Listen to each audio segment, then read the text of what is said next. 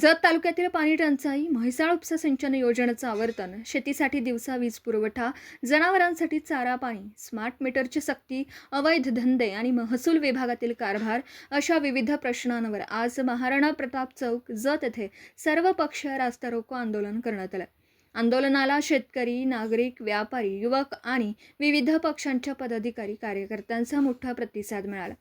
यावेळी माजी आमदार विक्रमसिंह सावंत यांनी सरकार आणि प्रशासनावर जोरदार टीका केली.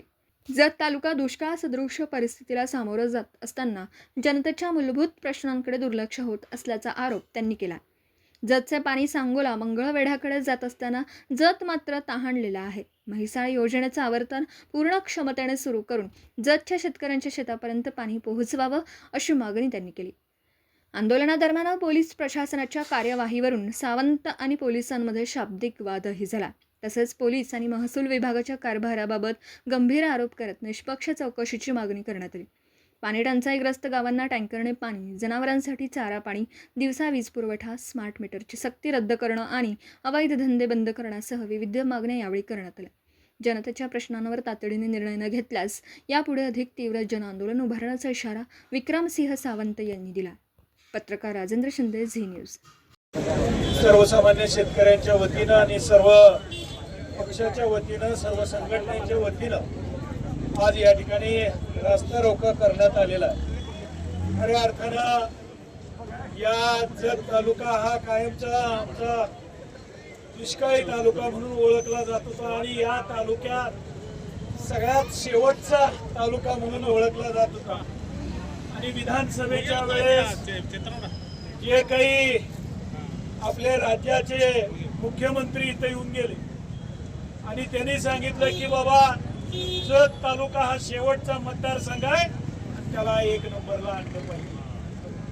पण खऱ्या अर्थानं या तालुक्यात येताना वेगवेगळ्या लोकांना वेगवेगळे आश्वासनं देत असताना या तालुक्यातल्या सर्वसामान्य लोकांना किंवा सर्वसामान्य शेतकऱ्यांना काय आणि कशाची गरज आहे हे खरं प्रामुख्यानं दिलं पाहिजे. आणि आज आमच्यावर 2 वर्षानंतर सुद्धा आज दुष्काळाची परिस्थिती एवढ्या मोठ्या प्रमाणावर आज येत असताना सुद्धा आज तालुक्यात 6% फक्त पाऊस झालेला आहे. आणि त्या माध्यमातून या सर्वसामान्य शेतकऱ्यांना मगाशी चमदाडे साहेबांनी सांगितलं आणि नानांनी सांगितलं की या तालुक्यात आपल्याला पाहिजे काय तर प्रामुख्यानं पाणी आणि पाण्यानंतर आम्हाला MSCB पाहिजे आणि MSCB नंतर आरोग्य, शिक्षण या पद्धतीचं आम्हाला काम पाहिजे.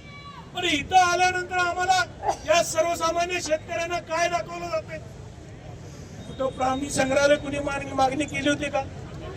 केली होती का कुणी? आणि काल आमचा आज रस्ता रोका आहे म्हटल्यानंतर विद्यमान आमदारांना वेळ मिळाला आणि जाग आली. त्यांनी काय केलं?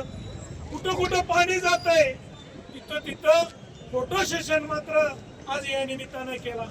आणि खऱ्या अर्थानं फोटो सेशन पेक्षा खऱ्या अर्थानं त्यांनी प्रशासनाला या ठिकाणी जाग आणायला पाहिजे होती. आतापर्यंत जे काही जुलै महिन्यात आज या निमित्तानं म्हैसाळची योजना चालू झाली. म्हैसाळची योजना चालू होत असताना जे फुल फ्लेजनं जे काही पाणी आलं ते पाणी कुठं गेलं? त्यावेळेस आमच्या जत तालुक्यात पाऊस होता का? ते आमच्यात पाणी मिळायला पाहिजे होतं का? तर मिळायलाच पाहिजे होतं. पण गेलं कुठं पाणी? सांगोला आणि मंगळवेढा. म्हणजे आता मगाशी आमच्या उमराणीच्या सरपंचांनी सांगितलं इकडं दक्षिणेला जावं तर कर्नाटकाचं पाणी आहे, इकडं पश्चिमेला जावं तर म्हैसाळचं पाणी आहे आणि इकडं उत्तरेला जावं तर या ठिकाणी म्हैसाळचं पाणी आलेलं आहे. पण चारी बाजूनं पाणी येत असताना मात्र जतला मात्र जाणून बुजून पाणी दिलं जात नाही का? हे आज या ठिकाणी या सभेच्या माध्यमातून परत आज गेल्या 5 वर्षाच्या कालावधीमध्ये जिथं जाईल तिथं पाणी सोडण्याचं काम प्रामुख्यानं आम्ही जिथं सत्ताधारी म्हणून आहोतो ही जबाबदारी या तालुक्यानं दिली होती त्या तालुक्याला पाणी द्यायचं काम या निमित्तानं केलं. पण आज आपण बघतोय की आपल्याला जे पाहिजे ते न देता आज वेगळे आज या निमित्तानं आपल्याला गाजर दाखवली जाते. हे आज आपल्याला म्हणून मी वारंवार म्हणतोय की बाबा हे जे आपले आमदार आहेत ते पर्यटन करण्यासाठीच जत तालुक्यात येणार आहेत. हे जत तालुक्यातल्या तमाम जनतेनं आणि शेतकऱ्यांना ओळखलं पाहिजे आणि येणाऱ्या काळात आपल्या हक्कासाठी राजकीय जाऊ दे, राजकीय काय असेल ते सोडून द्या, पण स्वतःच्या हक्कासाठी या येणाऱ्या काळात अशा पद्धतीचं मोठं आंदोलन या ठिकाणी येणाऱ्या गावागावामध्ये आपल्याला उभा करावं लागेल अशी या निमित्ताने मी विनंती करतो. आणि प्रशासनाला आज